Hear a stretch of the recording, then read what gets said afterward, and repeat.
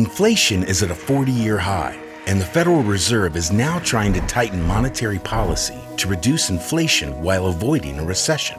This is an unfortunate repeat of a costly pattern. The Fed has a history of waiting too long to tighten monetary policy when inflation rises, often because of political consequences or pressure. After World War II, the Fed maintained low interest rates and easy money even though prices were quickly rising. This led to 3 years of double-digit inflation before the Fed finally tightened monetary policy. Inflation fell, but the Fed's action led to recession in 1949. In the 1960s, the Fed's easy monetary policy enabled large spending increases by the federal government.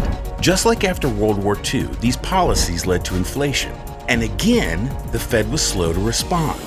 When it finally did, its actions pushed the economy into another recession in 1970.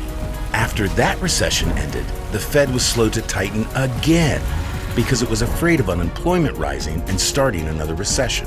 The result was a decade of high inflation rates that only ended when Paul Volcker became Fed chairman and tightened monetary policy. Like the prior periods, though, breaking inflation led to damaging recessions from 1980 to 1982.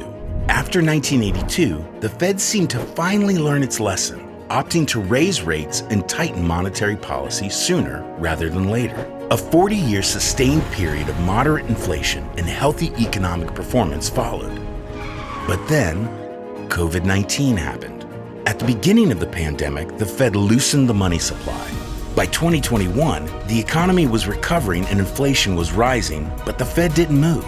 It maintained that the inflation was due to temporary supply shortages. It took several more months before the Fed acknowledged that the inflation wasn't transitory and tighter monetary policy was needed. How can we ensure that the Fed doesn't forget the lessons of history again? The answer is to replace the Fed's discretionary policies with a rule-based approach, where inflation is quickly followed by tighter monetary policy, regardless of the short-term political consequences.